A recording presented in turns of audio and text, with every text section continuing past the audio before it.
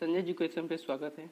तो जैसा कि मैं बाबर का टॉपिक कंप्लीट कर चुका हूँ, तो अगला टॉपिक आता है मुगल सल्तनत में हुमायूं का। तो हुमायूं का शासनकाल तो एक बार था तो 1530 से 1546 ईस्वी तक, और एक बार शासन किया था 1555 से 1556 ईस्वी तक। ऐसा एग्जाम में बहुत बार पूछा गया है कि ऐसा कौन सा राजा है जो 2 बार शासन किया दिल्ली सल्तनत पर यानी भारत पे। तो आप लोग बताएंगे हुमायूं। और कब से कब किया, तो पहली बार तो किया था 1530 ईस्वी से 1540 ईस्वी तक, और सेकेंड बार किया था 1555 ईस्वी से 1556 ईस्वी तक। आगे देखते हैं। 1530 ईस्वी में बाबर की मृत्यु के बाद हुमायूं गद्दी पर बैठा था।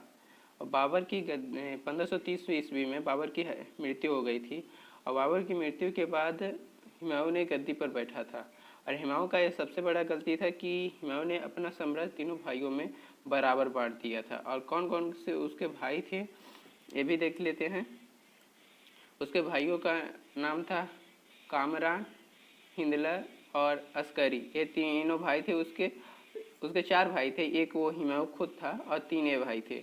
तो अगर नाम पूछा जाएगा तीनों भाइयों का क्या नाम था, तो आप लोग बताएंगे कामरान, हिंदल और अस्करी। तो ये माना जाता है कि हुमायूं का सबसे बड़ी गलती थी, जिसमें से उसका राज्य कमज़ोर पड़ गया था, और वक्त आने पे ये तीनों भाई उसका साथ नहीं दिया था, इसलिए हुमायूं ने हार गया था युद्ध में। थर्ड आता है राणा सांगा की विधवा रानी हुमायूं के पास राखी भेजी थी। एग्जाम में बहुत बार पूछा गया है कि किस रानी ने हुमायूं को राखी भेजी है। तो आप लोग बताएंगे राणा सांगा की पत्नी, जो बाबर ने राणा सांगा को मार दिया था, हत्या कर दिया था। तो यहाँ पे मोस्ट इम्पॉर्टेंट क्वेश्चन ये आता है, चुनार का युद्ध किसके बीच हुआ था और किस सन में हुआ था। तो आप लोग बताएंगे 1532 ईस्वी में चुनार का युद्ध हुआ था, शेरशाह सूरी और हुमायूं के बीच हुआ था, जिसमें से ये शेरशाह की हार हुई थी और हुमायूं की जीत हुई थी। पर इसमें से हुमायूं ने एक समझौता किया था शेरशाह सूरी के साथ कि वो अपना हुमायूं का बड़ा बेटा, शेरशाह का बड़ा बेटा हुमायूं के पास बंदी रहेगा, जिससे कि शेरशाह दोबारा आक्रमण न करे। और इसलिए हुमायूं ने निश्चिंत होकर एक अपना नगर बसाने में लग गया। और इसके बाद फिर से शेरशाह सूरी ने आक्रमण किया था, तो हुमायूं की बहुत बुरी तरह से हार हुआ था। चलिए देखते हैं इसमें क्वेश्चन है। यहाँ पे क्वेश्चन है कि चुनार के युद्ध में शेरशाह सूरी और हुमायूं के बीच में क्या समझौता हुआ था। तो जैसा कि मैं बता चुका हूँ, तो फिर भी आप देख लीजिए एक बार। शेरशाह सूरी और हुमायूं के बीच समझौता हुआ था कि शेरशाह सूरी के बड़े बेटे को बंदी के रूप में रखना था। किसके पास रखना था? हुमायूं के पास रखना था। और किसका बेटा? शेरशाह सूरी के और बड़े बेटे को। अब अगला आता है, हुमायूं ने दिल्ली में कौन सा नगर बसाया था? तो दिन पनाह नगर। अगर एग्जाम में पूछा जाएगा कि दिन पनाह नगर किसने बसाया था, तो बताएंगे हुमायूं ने। अगर किस नगर के किस शहर के पास है, तो दिल्ली में है। और कौन सा राजा बसाया था? तो हुमायूं ने। चलिए अगला देखते हैं क्वेश्चन, जो कि बहुत ही मोस्ट इम्पॉर्टेंट है। चौसा का युद्ध किस नदी के किनारे हुआ था? बहुत बार पूछा गया है कि चौसा का युद्ध किस नदी के किनारे हुआ था। तो आप लोग बताएंगे कर्मनासा नदी के किनारे चौसा का युद्ध हुआ है। अगर ऐसा भी पूछा जाएगा कर्मनासा नदी के किनारे कौन सा युद्ध हुआ है, तो फिर भी बताएंगे चौसा का युद्ध। और चौसा का युद्ध किस सन में हुआ था और किसके किसके बीच हुआ था?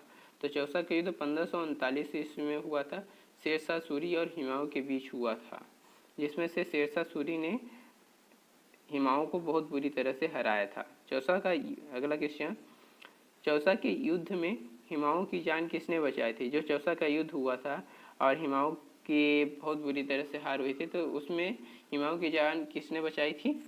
तो चलिए देखते हैं कि हुमायूं की जान किसने बचाई थी। नदी के किनारे तड़पता हुआ एक नाविक ने देखा हुमायूं को, तो अपने घर ले जाकर जान बचाई। तो वहाँ पे एक नाविक था नदी के किनारे, तो देखा कि हुमायूं तड़प रहा है, और उसको तड़पता हुआ देख के वो अपने घर ले जाकर उसकी दवा किया। फिर उसके बाद हुमायूं को नदी पार करा दिया, इससे हुमायूं को भारत छोड़ के जाना पड़ा था। तो अगर ऐसा भी पूछा जाएगा कि हुमायूं को कौन से युद्ध के बाद भारत छोड़ कर जाना पड़ा था, तो आप लोग बताएंगे चौसा का युद्ध। देख लेते हैं इसमें आंसर क्या है। हिमाऊ को किस युद्ध के बाद भारत छोड़कर जाना पड़ा था? तो 1540 ईस्वी में बिलग्राम और कन्नौज का युद्ध हुआ था, जिसमें से हिमाऊ के बुरी तरह से हार गया था और उसको भारत छोड़ के जाना पड़ा था। 1540 ईस्वी में बिलग्राम और कन्नौज का युद्ध हुआ था और जिसमें से हिमाऊ की बहुत बुरी तरह से हार हुई थी, इसलिए उसको भारत छोड़ के जाना पड़ा था। और बिलग्राम कन्नौज का युद्ध किसके किसके बीच हुआ था अगर पूछा जाएगा क्वेश्चन में, तो आप लोग बताएंगे शेरशाह सूरी और हिमाऊ के बीच में। अगर पूछा जाएगा किस सन में हुआ था बेलग्राम और कन्नौज का युद्ध, तो 1540 ईस्वी में हुआ था। अगर पूछा जाएगा कि बेलग्राम और कन्नौज के युद्ध में किसकी हार हुई थी और किसकी विजय हुई थी, तो हार हुई थी हिमाऊ की और विजय हुई थी शेरशाह सूरी की। चलिए अगला देखते हैं। 1542 ईस्वी में अमरकोट में हिमाऊ की पत्नी हमीदा बानो जलालुद्दीन मोहम्मद को जन्म दिया। ये वही जलालुद्दीन मोहम्मद है जिसे बाद में अकबर के नाम से जाना जाता है। और किस सन में जलालुद्दीन अकबर का जन्म हुआ था? यहाँ पे पूछा जाएगा कि जलालुद्दीन मोहम्मद का जन्म किस सन में हुआ था, तो 1542 ईस्वी में हुआ था। और कहाँ पे हुआ था? अमरकोट में हुआ था, रास्ते में। 1555 ईस्वी में हिमाऊ ने भारत पर दोबारा आक्रमण किया, जिससे कि वो जीत गया शेरशाह सूरी से और शेरशाह सूरी को हटा दिया था 1555 ईस्वी में।